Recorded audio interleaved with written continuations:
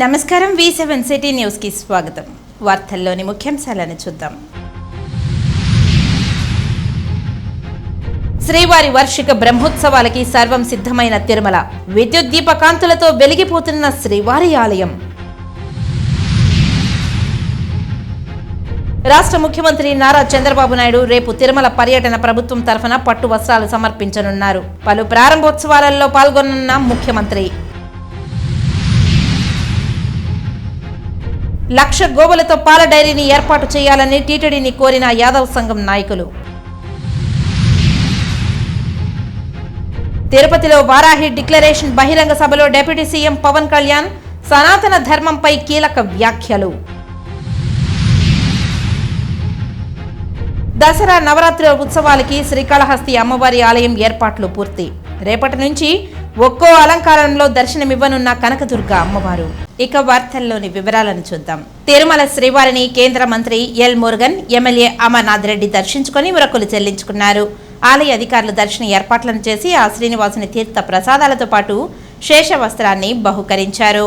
గురువారం ఉదయం తిరుమల శ్రీ వెంకటేశ్వర స్వామివారిని కేంద్ర మంత్రి ఎల్ మురుగన్, ఎమ్మెల్యే అమర్నాథ్ రెడ్డిలు దర్శించుకుని మొక్కులు తీర్చుకున్నారు. ఆలయ అధికారులు దర్శన ఏర్పాట్లను చేసి స్వామివారి తీర్థ ప్రసాదాలను అందజేశారు. అనంతరం రంగనాయకుల మండపంలో వేద పండితులు వేద ఆశీర్వచనం పలుకగా ఆలయ అధికారులు శ్రీవారి తీర్థ ప్రసాదాలతో పాటు శేష వస్త్రాన్ని బహుకరించారు. శ్రీవారి వార్షిక సాలకట్ల బ్రహ్మోత్సవాలను కట్టుదిట్టమైన భద్రత నడుమ అత్యంత వైభవంగా నిర్వహిస్తామని టీటీడీ ఈవో శ్యామలరావు తెలిపారు. శ్రీవారి సాలకట్ల వార్షిక బ్రహ్మోత్సవాలు ఈ నెల 4 నుండి 12 వరకు జరిగే బ్రహ్మోత్సవాలు వేడుకలను అంగరంగ వైభవంగా నిర్వహిస్తామని టీటీడీ ఈవో శ్యామలరావు తెలిపారు. గురువారం తిరుమలలోని అన్నమయ్య భవనంలో ఏర్పాటు చేసిన విలేకరుల సమావేశంలో ఆయన మాట్లాడుతూ 9 రోజుల పాటు జరిగే బ్రహ్మోత్సవ వేడుకల్లో 16 వాహనాలపై శ్రీవారు భక్తులకు అభయం ఇస్తారని అన్నారు. అందులో భాగంగా ప్రతిరోజు ఉదయం 8 గంటల నుండి 10 గంటల వరకు, అలాగే తిరిగి సాయంత్రం 7 గంటల నుండి రాత్రి 9 గంటల వరకు వాహన సేవలు ఉంటుందని తెలిపారు. గరుడ సేవను మాత్రం సాయంత్రం 6 గంటల నుండి రాత్రి 11 గంటల వరకు నిర్వహిస్తామని అన్నారు. రాష్ట్ర ప్రభుత్వం తరఫున సీఎం చంద్రబాబు 4వ తేదీ ఉదయం స్వామివారికి పట్టు వస్త్రాలు సమర్పించి 5వ తేదీ 1,45,00,000 రూపాయలతో నిర్మించిన అన్నప్రసాద కేంద్రాన్ని ప్రారంభిస్తారని అన్నారు. శ్రీవారి బ్రహ్మోత్సవాల నేపథ్యంలో 9 రోజుల పాటు అన్ని ఆర్జిత సేవలతో పాటు ప్రత్యేక ప్రవేశ దర్శనాలు రద్దు చేసినట్లు ఈవో పేర్కొన్నారు. ప్రతిరోజు వాహన సేవలు ఉంటాయి. ఉదయం వాహన సేవలు 2 రోజులు తప్ప వాహన సేవల కార్యక్రమం అంతా కూడా ఉదయం 8 గంటల నుంచి 10 గంటల దాకా ఉంటుంది. రాత్రి వాహన సేవలు 7 గంటల నుంచి 9 గంటల దాకా జరుగుతాయి. కాకపోతే 2 రోజులు మాత్రం 4వ తారీఖున పెద్ద శేష వాహనం రాత్రి 9 గంటలకు, గరుడ వాహనం 6:30కు ప్రారంభమవుతుంది. అలానే ఈ వాహన సేవల్లో అతి ముఖ్యమైనది, ఎక్కువగా భక్తులు సందర్శించుకోవడానికి వీక్షించడానికి వచ్చే రోజు గరుడ సేవ రోజు. గరుడ సేవ అక్టోబర్ 8వ తారీఖున జరుగుతుంది. మొత్తం 16 వాహనాల్లో స్వామివారు భక్తులకు దర్శనమిస్తారు. టీటీడీ తరపు నుంచి ఈ బ్రహ్మోత్సవాలు వైభవంగా చేయడానికి అన్ని ఏర్పాట్లు చేశాము. తిరుపతి వేదికగా వారాహి బహిరంగ సభ నిర్వహించారు జనసేన అధినేత AP deputy CM Pawan Kalyan. సాయంత్రం తిరుపతిలో వారాహి సభ, జ్యోతిరావు పులే సర్కిల్లో వారాహి బహిరంగ సభ నిర్వహించారు. ఈ సభకు పలు జిల్లాల నుంచి నాయకులు, అభిమానులు పాల్గొన్నారు. వారాహి సభలో రాష్ట్ర డిప్యూటీ సీఎం జనసేన అధినేత పవన్ కళ్యాణ్ మాట్లాడారు. ఎంపీలుగా గెలిచి ఆంధ్రప్రదేశ్ బలం, ఆంధ్రప్రదేశ్ విజయం కేంద్ర ప్రభుత్వానికి వెన్నుదన్నుగా నిలబడింది. గెలవగానే నేను చెప్పింది కూడా ఒకటే, ఏ పార్టీ కూడా మనం పగ ప్రతీకార రాజకీయాలు ఉండవు, ద్వేషించం, చాలా మర్యాదగా వినమ్రతతోటి ఉన్నాం. దశాబ్దం పైన నన్ను వ్యక్తిగతంగా తిట్టారు, కించపరిచారు, అవమానం చేశారు. చాలా అవమానాలు పొందాం, పరాభావాలు చెందాం. ఏ రోజు పల్లెత్తు మాటల్లా స్థాయి పెరిగిపోయి, ఏ 7 కొండల వాడైతే, ఏ కలియుగ దైవం ఆయనకి కూడా అపచారం జరిగితే మెత్తగా ఎందుకు ఊరుకుంటాం, మాట్లాడకుండా ఎందుకుంటాం?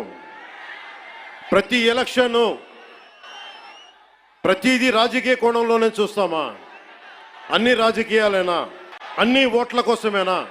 నా జీవితంలో ఇలాంటి రోజు రాకూడదని ప్రార్థన చేశాను. మనస్ఫూర్తిగా చెప్తున్నాను. నా తల్లి పాదాల సాక్షిగా, వెంకటేశ్వరుడి పాదాల సాక్షిగా ఏ రోజు కూడా ఇలా మాట్లాడాల్సిన రోజు అవసరం రాదు అనుకున్నా. కానీ వైసీపీ నాయకులు తెప్పించారు ఈ రోజున. ధర్మో రక్షతి రక్షితః. ధర్మాన్ని నువ్వు రక్షిస్తే ధర్మం నిన్ను రక్షిస్తుంది. దీనినే eminent jurist, legal luminary Nanabhoy Palkhivala గారు చెప్పారు ఒక మాట. ధర్మో రక్షతి రక్షితః అని ఆయన చెప్పిన మాట.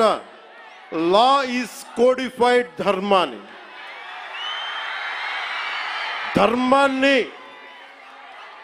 ఒక క్రమంలో బిగిస్తే, ఒక చట్టంలో బిగిస్తే అది చట్టం అవుద్దని. ఈ రోజున నాకు అన్యాయం జరిగింది, నేను బయటికి రాలా. అన్ని ధర్మాలకి గౌరవం ఇచ్చే సనాతన ధర్మానికి ప్రతిరోజు కొన్ని దశాబ్దాలుగా అవమానం చేస్తూనే ఉన్నారు, భరిస్తూనే ఉన్నాం. కల్తీ ప్రసాదాలు పెట్టారు. ఇదే తిరుపతిలో గతంలో జరిగిన వారాహి సభలో మీకు తెలియజేశాను. అపచారం జరుగుతోంది, సరిదిద్దుకోండి అని చెప్పాను. విన్లా 11 సీట్లకి భగవంతుడు కుదించిన బుద్ధిరాల. కొంత నేను ఈ స్పీచ్ కొంత ఇంగ్లీష్లో కూడా మాట్లాడాల్సి వస్తుంది. కశ్మీర్ నుంచి కన్యాకుమారి వరకు అర్థం అవ్వాలంటే కొంత ఇంగ్లీష్లో తప్పదు, అక్కడక్కడ కొంచెం సహకరించండి. దిస్ ఈజ్ రిగార్డింగ్, మీరు ఇక్కడున్న యువతకి, ఇది ఎలక్షన్ సమయం కాదు. వినండి, ఇది ఎలక్షన్ సమయం కాదు, సినిమా సమయం అంతకంటే కాదు.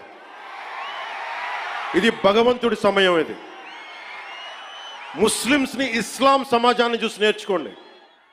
ఇస్లాం సమాజాన్ని చూసి నేర్చుకోండి. మీరంతా వాళ్ళ అల్లా అంటే ఆగిపోతారు. మనం గోవింద అన్నం ఆగం. మన దేశ దౌర్భాగ్యం మనం హైందవ ధర్మానికి మన గౌరవం ఇవ్వం. సినిమా హీరోలకి, నేను కూడా సినిమా హీరోనే, ఎప్పుడు గౌరవం ఇవ్వాలి, ఎప్పుడు చప్పట్లు కొట్టాలి, అది నేర్చుకోవాలి. మీరందరూ యువత, వచ్చే తరానికి మీరు నాయకత్వం వహించేవాళ్ళు. నేను వచ్చింది మీ చేతి ఇక్కడ జేజేలు కొట్టించుకోవడానికి రాలా, గొడవ పెట్టుకోవడానికి వచ్చాను. ఎవరైతే సనాతన ధర్మ విరోధులో, ఎవరైతే సనాతన ధర్మాన్ని మట్టిలో కలిపేస్తామని అన్నారో వాళ్ళతో గొడవ పెట్టుకోవడానికి వచ్చాను ఈ రోజున. దయచేసి శ్రద్ధగా వినండి. Today to the entire nation I'm addressing this from Tirupati regarding the desecration of Lord Balaji. I came in front of you not as Deputy Chief Minister of Andhra Pradesh, not as Janasena Party President, but as an average citizen of Bharat, of a nation, and as a practitioner of Sanatana Dharma. I came in front of you all. ఒక deputy CM గానో, Janasena party అధ్యక్షుడు గానో నేను ఇక్కడికి రాలా. సగటు భారతీయుడిగా,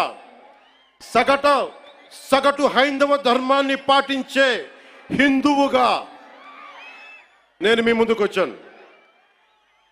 సగటు భారతీయుడిగా నా సనాతన ధర్మాన్ని, నా హైందవ సనాతన ధర్మాన్ని ఆరాధిస్తాను. ఇస్లాం, క్రిస్టియన్, సిక్, బౌద్ధం మొదలగు అన్య మతాల్ని గుండెలు నిండుగా గౌరవిస్తాను.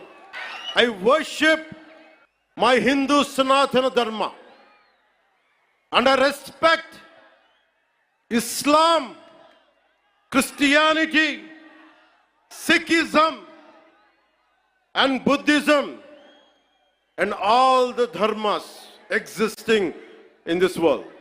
ఈ నెల అక్టోబర్ 4 మరియు 5న ఆంధ్రప్రదేశ్ ముఖ్యమంత్రి నారా చంద్రబాబు నాయుడు తిరుమల శ్రీవారి బ్రహ్మోత్సవాల సందర్భంగా స్వామివారికి పట్టు వస్త్రాలు సమర్పించడానికి జిల్లాకు రానున్న నేపథ్యంలో పర్యాటక ఏర్పాట్లు, బందోబస్తు విషయంలో చిన్నపాటి లోపాలకు కూడా తావివ్వరాదని జిల్లా కలెక్టర్ వెంకటేశ్వర్, ఎస్పీ సుబ్బారాయుడు, జేసీ సుబ్బమన్సల్తో కలిసి అధికారులను ఆదేశించారు. రేణిగుంట విమానాశ్రయం నందు ముందస్తు భద్రతా లైసెన్స్ సమావేశం అనంతరం తిరుమలలోని అన్నమయ్య భవనంలో ముందస్తు భద్రతా ఏర్పాట్లు పరిశీలనలో భాగంగా ఏర్పాట్లను టీటీడీ విజిలెన్స్ అధికారులు, జేఎస్, ఎస్పీతో కలిసి కలెక్టర్ పరిశీలించారు. ఈ సందర్భంగా జిల్లా కలెక్టర్ మాట్లాడుతూ రాష్ట్ర ముఖ్యమంత్రి నారా చంద్రబాబు నాయుడు 2 రోజుల పర్యటన నేపథ్యంలో ఏర్పాట్లలో ఎలాంటి లోపాలకు తావు రాదని తెలిపారు. ముఖ్యమంత్రి పర్యటించే అన్ని ప్రదేశాలలో కూడా విధులు కేటాయించిన అధికారులు అందరూ కూడా సమన్వయంతో బాధ్యతగా విధులు నిర్వర్తించాలని తెలిపారు. మెడికల్ క్యాంప్, అంబులెన్స్ ఏర్పాట్లను జిల్లా వైద్య ఆరోగ్య శాఖ అధికారి సమన్వయం చేసుకోవాలని అన్నారు. రిసెప్షన్ సెంటర్, మీడియా పాయింట్ పక్కాగా ఏర్పాటు చేయాలని తెలిపారు. సేఫ్టీ రూమ్, అధునాతన life support, fire safety, food safety, APSPDCL విద్యుత్ అంతరాయం లేకుండా చూసుకోవాలని, శానిటేషన్ ఏర్పాట్లు, కాన్వాయ్ వెహికల్స్ ఏర్పాట్లు, ఎయిర్పోర్ట్ నందు వీఐపీ లాంచ్ తదితర ఏర్పాటు, ప్రోటోకాల్ అంశాలు తదితర విధులు కేటాయించబడిన అధికారులు ఎలాంటి అలసత్వం లేకుండా పకడ్బందీగా ఏర్పాటు చేయాలని సూచించారు. ముఖ్యమంత్రి 4వ తేదీ శుక్రవారం సాయంత్రం 5:20 రేణిగుంట ఎయిర్పోర్టుకు చేరుకుని 6:20 తిరుమల శ్రీ పద్మావతి అతిథి గృహంకు చేరుకుంటారని అన్నారు. అనంతరం 7:40 బేడి ఆంజనేయ స్వామి గుడి వద్దకు ముఖ్యమంత్రి చేరుకుని ఆంజనేయ స్వామి వారిని దర్శించుకుని 7:55 నుండి 9:15 వరకు తిరుమల శ్రీ వెంకటేశ్వర స్వామి వారికి రాష్ట్ర ప్రభుత్వం తరఫున ముఖ్యమంత్రి పట్టు వస్త్రాలు సమర్పించి శ్రీవారిని దర్శించుకుంటారని, అనంతరం శ్రీ పద్మావతి అతిథి గృహం చేరుకుని రాత్రి బస చేస్తారని అన్నారు. మరుసటి రోజు 5న శనివారం ఉదయం 7:35 పాంచజన్యం వెనుక వైపు ఉన్న వకుళామాత కొత్త సెంట్రల్ కిచెన్ ను ప్రారంభిస్తారని, అనంతరం 7:55 తిరుమల నుండి బయలుదేరి రేణిగుంట విమానాశ్రయం చేరుకుని 9:05 బేగంపేట విమానాశ్రయానికి ముఖ్యమంత్రి బయలుదేరి వెళ్తారని జిల్లా కలెక్టర్ తెలిపారు. ఈ సందర్భంగా ఎస్పీ మాట్లాడుతూ బేడి ఆంజనేయ స్వామి తదితర ముఖ్యమంత్రి పర్యటన ప్రాంతాలలో పోలీసు శాఖ తరఫున బందోబస్తు పక్కాగా ఉండాలని, ఎలాంటి నిర్లక్ష్యానికి తావు ఉండరాదని పోలీసు అధికారులకు దిశానిర్దేశం చేశారు. ముఖ్యమంత్రి తిరుమల తిరుపతి పర్యటన కార్యక్రమం ముగింపు వరకు విధులు కేటాయించిన వారు జాగ్రత్తగా సమన్వయం చేసుకోవాలని తెలిపారు. వర్షాలకు నగరంలో నీరు నిల్వ ఉన్న ప్రాంతాలలో దోమల లార్వా వృద్ధి చెందకుండా ఆయిల్ బాల్స్ వేయడం వంటి చర్యలు చేపట్టాలని నగరపాలక సంస్థ కమిషనర్ నారపరెడ్డి మౌర్య అధికారులను ఆదేశించారు. గురువారం నగరంలో ఆకారంపల్లి, కొర్లగుంట తదితర ప్రాంతాలలో మురుగునీటి కాలువలను పరిశీలించి ఆయిల్ బాల్స్ వేయించే కార్యక్రమాన్ని కమిషనర్ పరిశీలించారు.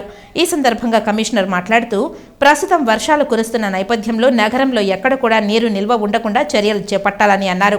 ఇప్పటికే పలు ప్రాంతాలలో పెద్ద డ్రైనేజీ కాలువల్లో చెత్త తొలగించడం వల్ల వర్షపు నీరు కొంతమేర సజావుగా వెళ్తున్నాయని అన్నారు. అయితే కొన్ని ప్రాంతాలలో మాత్రం మురుగు కాలువల్లో నీరు రోడ్లపైకి వస్తున్నాయని అన్నారు. అవి కూడా రాకుండా ఇంజనీరింగ్ అధికారులు, హెల్త్ అధికారులు కలిసి చర్యలు చేపట్టాలని అన్నారు. ప్రతిరోజు కాలువల్లో ఖాళీ స్థలాలలో చెత్త తొలగింపు పనులు చేపట్టాలని అన్నారు. పాడైన డ్రైనేజీ కాలువలకు మరమ్మతులు చేపట్టేందుకు చర్యలు తీసుకోవాలని అన్నారు. అకారంపల్లి చివర మురుగునీరు ఆగకుండా ప్రణాళికలు సిద్ధం చేయాలని ఇంజనీర్ అధికారులు ఆదేశించారు. కమిషనర్ వెంట superintendent engineer Mohan, municipal engineer Gomathi, municipal health officer doctor Yuva Anvesh Reddy, sanitary supervisor Sumathi, surveyor Koteswararao తదితరులు పాల్గొన్నారు. గత వైకాపా ప్రభుత్వంలో తీసుకువచ్చిన చెత్తపై పన్ను లాంటి చెత్త ఆలోచన విధానాన్ని ఎన్డీఏ కూటమి ముఖ్యమంత్రి నారా చంద్రబాబు నాయుడు రద్దు చేస్తున్నట్లు ప్రకటించడం శుభ పరిణామమని బీజేపీ నాయకులు నవీన్ కుమార్ రెడ్డి అన్నారు. తిరుపతి నగరపాలక సంస్థలో స్మార్ట్ సిటీ నిధులతో కోట్లాది రూపాయలు ఖర్చు పెట్టి కొనుగోలు చేసిన పారిశుద్ధ్య వాహనాలు ఎన్ని, అవి ప్రస్తుతం ఎక్కడ ఉన్నాయి అన్న దానిపై దర్యాప్తు చేస్తే నమ్మలేని నిజాలు వెలుగులోకి వస్తాయని అన్నారు. తిరుపతిని సర్వాంగ సుందరంగా తీర్చిదిద్దాలనే లక్ష్యంతో కేంద్ర ప్రభుత్వం ఇచ్చిన స్మార్ట్ సిటీ నిధులతో కొనుగోలు చేసిన స్వీపింగ్ మిషన్, గల్ఫర్, ఆటోలు, స్కూటర్లు ఎక్కడ పడితే అక్కడ పడేశారని, ఎండకు ఎండుతూ వానకు తడుస్తూ చెత్త కుప్పల్లో తుప్పు పట్టిపోతున్నాయని ఆవేదన వ్యక్తం చేశారు. తిరుమల శ్రీవారి దర్శనానికి వివిధ రాష్ట్రాల నుంచి వచ్చే భక్తులను దృష్టిలో ఉంచుకొని వర్షాల కారణంగా నగరంలో అంటువ్యాధులు, విషజ్వరాలు ప్రబలకుండా ప్రతినిత్యం కాలువలను శుభ్రం చేసిన వెంటనే 50 డివిజన్లలో బ్లీచింగ్తో పాటు నిరంతరం దోమల నివారణకు ఫాగింగ్ చేయాలని అన్నారు. ఈరోజు ఎన్డీఏ కూటమి అభ్యర్థి సీఎం నారా చంద్రబాబు నాయుడు గారు చెత్త పన్నుని రద్దు చేస్తామని చెప్పి ప్రకటించడాన్ని మనస్ఫూర్తిగా స్వాగతిస్తున్నాము, అభినందిస్తున్నాము. అదేవిధంగా నగరపాలక సంస్థ తిరుపతికి సంబంధించి స్మార్ట్ సిటీ నిధులండి కర్పూర హారతిలాగా కరిగించేశారు. నేను కమిషనర్ గారికి విజ్ఞప్తి చేస్తున్న, స్మార్ట్ సిటీ నిధులతో గత 5 సంవత్సరాలు ఎక్కడెక్కడ ఆటోలు కొనుగోలు చేశారు, స్కూటర్లు కొనుగోలు చేశారు, అదేవిధంగా నైట్ స్వీపింగ్ అని చెప్పి వెహికల్స్ కొనుగోలు చేశారు, టిప్పర్లు కొనుగోలు చేశారు. అవన్నీ కూడా ఈరోజు కొన్ని చోట్ల చెత్త కుప్పల్లో దర్శనమిస్తున్నాయి. ఎండకు ఎండుతూ వానకు తడుస్తూ తుప్పు పట్టిపోయాయండి. ప్రజాధనాన్ని అంత చెత్త కుప్పల్లో వేసినటువంటి అధికారుల మీద శాఖాపరమైనటువంటి చర్యలు తీసుకోవాలని డిమాండ్ చేస్తున్నాను. అదేవిధంగా ఈరోజు రోడ్లు తిరుపతి నగరంలో బ్రహ్మోత్సవాలు ప్రారంభమైనాయి. ఈరోజు కొండకు జనం పోటెత్తున్నారు, భక్తులంతా కూడా విఐపీలు వస్తున్నారు. ఏదైతే ప్రధాన రహదారులతో పాటు నగరంలో 50 డివిజన్లు ఉన్నాయో అక్కడంతా కూడా ఈరోజు వర్షాలకి రోడ్లన్నీ గుంతలమయమైపోయాయి. అక్కడ CC patches, BT tar road పోయిన చోట తార్ రోడ్డు వేసి ప్యాచ్లన్నీ కూడా సక్రమంగా చేయాలని చెప్పని, ఎందుకంటే వాహనాల్లో పోయే ప్రజలు అనేక ఇబ్బందులు పడుతున్నారండి. అదేవిధంగా ఇతర రాష్ట్రాల నుంచి వేలాది మంది, లక్షలాది మంది గరుడ సేవకి భక్తులు వస్తారు కాబట్టి వాళ్ళని దృష్టిలో పెట్టుకొని తిరుపతి నగరంలో విషజ్వరాలు, అంటువ్యాధులు ప్రబలకుండా ముందస్తు చర్యల్లో భాగంగా 50 డివిజన్లలో ప్రతిరోజు కూడా కాలువలు శుభ్రం చేయాలి, బ్లీచింగ్ వేయాలి. ముఖ్యంగా ఫాగింగ్, దోమల బెడద లేకుండా ఫాగింగ్ అనే ఒక నిరంతర ప్రక్రియలాగా తిరుపతి నగరంలో కొనసాగించాలని చెప్పి నేను విజ్ఞప్తి చేస్తూ, లడ్డు నెయ్యి కల్తీ వివాదంకు స్వస్తి పలికి ఇది తిరిగి పునరావృతం కాకుండా గోదానం ద్వారా భక్తులచే గోవులను సేకరించి పాల డైరీని టీటీడీ స్వయంగా నిర్వహించాలని యాదవ కులస్తులు పూల వెంకటాద్రి యాదవ్, సీను యాదవ్, ఆర్ఆర్ యాదవ్లు కోరారు. తిరుపతి ప్రెస్ క్లబ్లో గురువారం మీడియా సమావేశంలో యాదవ కులస్తులు మాట్లాడుతూ ఇటుకలను విరాళంగా సేకరించి అయోధ్య రామాలయాన్ని ఎలా నిర్మించారో అదేవిధంగా గోమాతలను భక్తుల ద్వారా సేకరించి తద్వారా టీటీడీ ఆధ్వర్యంలో పాల డైరీని స్థాపించాలని అన్నారు. బీసీవై పార్టీ స్థాపకులు యాదవ నేత బోడే రామచంద్ర యాదవ్ టీటీడీకి 1,00,000 గోవులు ఇస్తానని ప్రకటించడం హర్షించదగ్గ విషయమని తెలిపారు. ఈ అవకాశాన్ని టీటీడీ వినియోగించుకోవాలని కోరారు. అలాగే శ్రీవారిని మొదటి దర్శనం చేసుకున్న శరభా యాదవ్ భక్తుని విగ్రహాన్ని అలిపిరి ప్రారంభంలో పెట్టాలని టీటీడీ అధికారులను కోరారు. గోవు మన జాతీయ జంతువుగా ప్రకటించాలని డిమాండ్ చేశారు. పాఠ్యాంశాలలో గోవు యొక్క ఉపయోగాలు పాఠ్యాన్ని జత చేయాలని తెలిపారు. తిరుపతి జిల్లాలో ఎక్కడైనా టీటీడీ గో డైరీని స్థాపించాలని కూటమి ప్రభుత్వం జోక్యం చేసుకొని టీటీడీ ద్వారా భారీగా నెయ్యి దిగుబడి అయ్యేలా ప్రణాళికలు పూర్తి చేయాలని కోరారు. ఈ విలేకరుల సమావేశంలో చంద్ర యాదవ్, చెంగల్ రాయలు, ధన, మూసమయ్య, మహేష్ యాదవ్ తదితరులు పాల్గొన్నారు. పాదయాత్ర పొంగనూరు నుంచి రామచంద్ర యాదవ్ గారు పాదయాత్ర స్టార్ట్ చేయడం జరిగింది. తిరుపతికి వచ్చి తిరుమలకి అలిపిరి మెట్ల మార్గం ద్వారా మెట్లోత్సవం జరుపుకుంటూ, అంటే ప్రతి ఒక్క మెట్టుని కడుగుతూ పసుపు కుంకుమ రాస్తూ పూలు పెట్టుకొని ప్రతి ఒక్క మెట్లోత్సవం జరుపుకుంటూ తిరుమలకి రావడం. అదేవిధంగా స్వామివారి దర్శనం ప్రోటోకాల్ ఉన్నప్పటికీ కూడా సామాన్య ప్రజలకి, సామాన్య భక్తులకి ఏ విధంగా అయితే దర్శనం జరుగుతుందో అదేవిధంగా క్యూ లైన్లోకి వెళ్ళి స్వామివారి దర్శనం చేసుకోవడం జరిగింది. ఆ తర్వాత టీటీడీ గోశాల సందర్శించి ఆయన టీటీడీ వారికి ఒక ముఖ్యమైన ఒక వినతి లేదా విజ్ఞప్తి చేయడం జరిగింది. అదేమంటే టీటీడీ డైరీ కనుక ఏర్పాటు చేస్తే నా వంతుగా 1000 గోవులను ఇస్తాను, అదేవిధంగా 1,00,000 గోవుల్ని సమకూరుస్తాను అని చెప్పి ఆయన తిరుమలలోనే మీడియా ముఖంగా కూడా ప్రకటించడం జరిగింది. మేము ఈరోజు ఈ ముఖ్యమైన సమావేశం మీతో పెట్టుకోవడానికి ముఖ్య కారణం ఏమరానంటే టీటీడీ వారు కూడా ఒక అడుగు ముందుకు వేసి స్వామివారికి ఎంత మేరకు నెయ్యి అవసరమవుతుంది, ఎంత మేరకు పాలు పెరుగు అవసరమవుతుందో దానికి తగ్గట్టుగా ఒక డైరీ ఏర్పాటు చేసి రాష్ట్ర వ్యాప్తంగానే కాదు దేశవ్యాప్తంగా కూడా శ్రీవారి భక్తులు కోట్ల మంది ఉన్నారు. తిరుమలలో యాదవులు అనేది ఒక చరిత్ర అనేది ఉంది. గుడి గోడ చుట్టూ ప్రాంతంలో ఉన్న గోడను కూడా కట్టింది యాదవుడు అని చెప్తారు చరిత్రలో కూడా. అదేవిధంగానే తొలి దర్శనము చివరి దర్శనము యాదవులకే దేవుడు వరమిచ్చారని మన పెద్దలందరూ కూడా చెప్పుకుంటూ వస్తూ ఉంటారు. కావున ఈరోజు ఆయన గత 3 రోజుల క్రితము పాదయాత్ర చేసినప్పుడు బోడి రామచంద్ర యాదవ్ గారు యాదవ్ యువతంతా కూడా ఆయనకి విన్నపం చేసుకోవడం జరిగింది.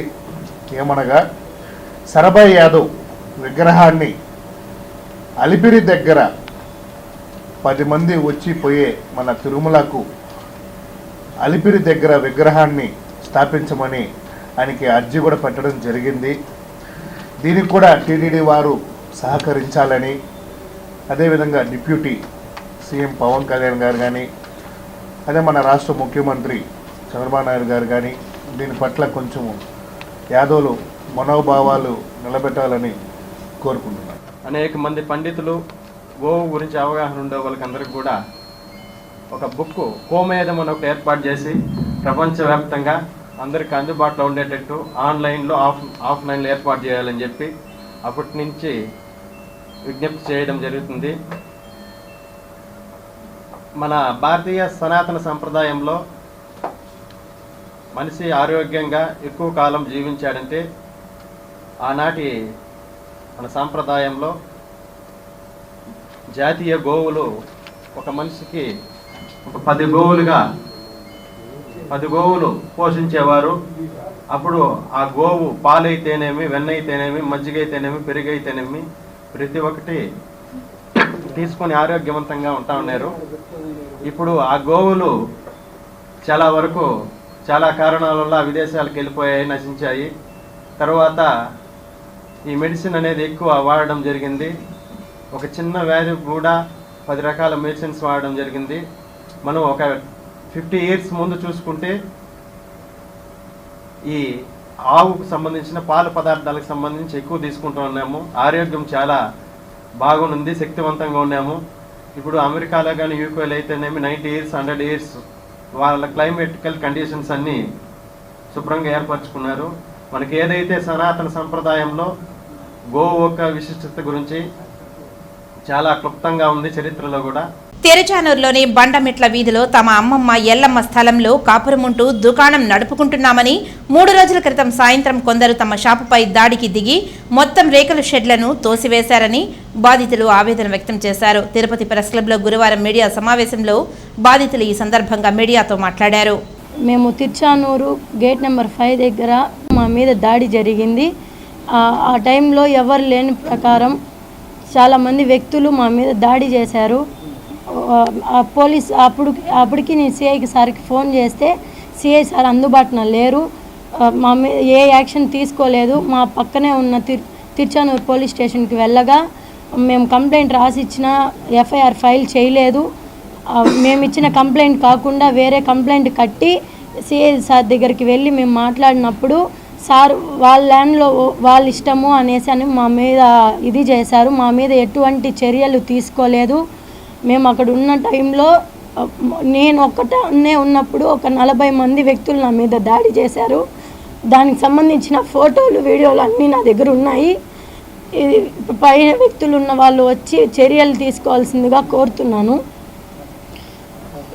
వీడియోలు అన్నీ మా దగ్గర ప్రూఫ్గా ఉన్నాయి.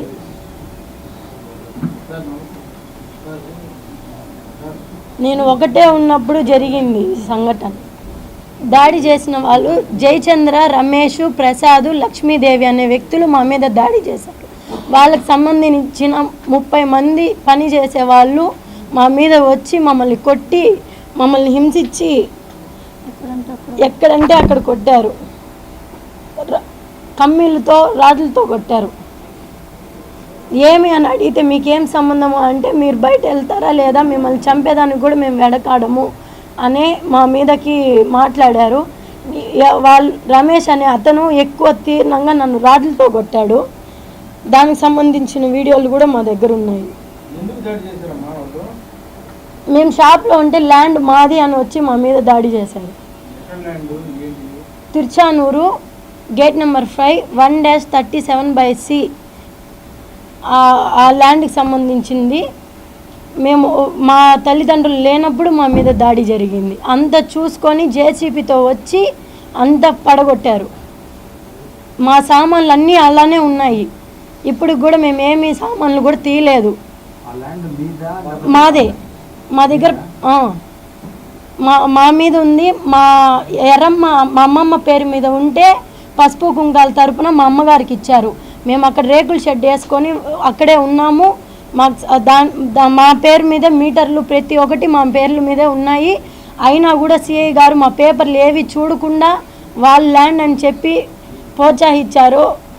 దానివల్లే ఇవన్నీ జరిగాయి. పొంగనూరులో చిన్నారి అస్మియా అంజు మృతి ఘటనపై రాష్ట్ర మహిళా కమిషన్ సభ్యురాలు షేక్ రుకియా బేగం చిన్నారి కుటుంబ సభ్యులకు పరామర్శించి పోలీసు ఉన్నతాధికారులతో సమావేశం నిర్వహించి మృతికి గల కారణాలను అడిగి తెలుసుకున్నారు. అనంతరం ఆమె మీడియాతో మాట్లాడారు. కానీ మిస్సింగ్ అనుకుని వీళ్ళు కంప్లైంట్ చేసినారు. పోలీస్ వాళ్ళ డిపార్ట్మెంట్ మొత్తం వెంటనే స్పందించి ఆ రోజు నైట్ 9 o'clock నుంచి ఎక్కడ ఏమేమి ఉన్నాయని డాగ్స్ తెప్పించడము చేయడము, వాళ్ళు కూడా చాలా కష్టపడి అన్ని ఇన్వెస్టిగేషన్ చేశారు. వాళ్ళ ఫ్యామిలీ కూడా చాలా మంచి ఫ్యామిలీనే. అది ఎందుకు ఈ విధంగా జరిగిందో చాలా బాధాకరంగా ఉంది. ఇలాంటి ఘటన ఇంకొకసారి జరగకూడదని నేను కోరుకుంటున్నాను. ప్రతి ఒక్కరికి ఈ ఊరంతా మనసులందరినీ కలిసివేసేసింది. ఇది చాలా అన్యాయం అని అనిపిస్తుంది. ఆ దుష్టుల్ని వీళ్ళు మాత్రం వాళ్ళు వదిలిపెట్టేటట్లేరు. పోలీస్ డిపార్ట్మెంట్ చాలా చక్కగా కష్టపడుతున్నారు. దొరికితే మాత్రం వదిలిపెట్టేది లేదు మేడం అంటున్నారు వాళ్ళు. ముఖ్యంగా ఈరోజు గవర్నమెంట్ ఎంత మహిళల కోసం ఎన్నో పనులు చేస్తూ సాధికారత కోసము, ఆడపిల్లలకి వాళ్ళు చదువుకోవడం కోసము అభివృద్ధి చేయాలని ముందుకు తీసుకెళ్తుంటే ఈ విషయం తెలిసిందంటే అసలు వదిలిపెట్టే ప్రసక్తే ఉండరు. సీఎం గారు అయితే మీ హోమ్ మినిస్టర్ గారు కానీ తప్పకుండా వాళ్ళ నోటీస్ తీసుకెళ్తాము, వీళ్ళకి న్యాయం చేస్తాము. ఆ దుష్టుల్ని మనిషి ఎంతటి వాడైనా కానీ శిక్షించేదే, వదిలిపెట్టేదేమి ఉండదు. పోలీస్ డిపార్ట్మెంట్ సపోర్ట్గా ఉంది. వాళ్ళ కష్టాలు చెప్పడం లేదు, చెప్తున్నారు. రాత్రి పగలు వాళ్ళు చేస్తూనే ఉన్నారు. వాళ్ళు చేసిన ఫైల్స్ అని నేను చెక్ చేశాను. కాబట్టి ఏం ప్రాబ్లం లేదు. తప్పకుండా దోషులు దొరుకుతారని నమ్మకం ఉంది. వాళ్ళ తల్లిదండ్రులు కూడా మనం న్యాయం చేస్తాము సీఎం ద్వారా. ఆఫీసర్లు ప్రతి గంటకు ఫోన్ చేస్తున్నారు. 13 టీంలు ఉన్నాయి, వీటి కోసం చేసుకుంటున్నారు. అన్ని రకాల సైంటిఫిక్గా ఆ ట్రెడిషనల్ పోలీసింగ్ ప్రకారం అన్ని రకాల ప్రయత్నాలు చేస్తున్నాము. తొందరలోనే దీనికి కారణం ఎవరో కనిపెట్టి ఖచ్చితమైన చర్యలు తీసుకుంటామని చెప్తున్నాను.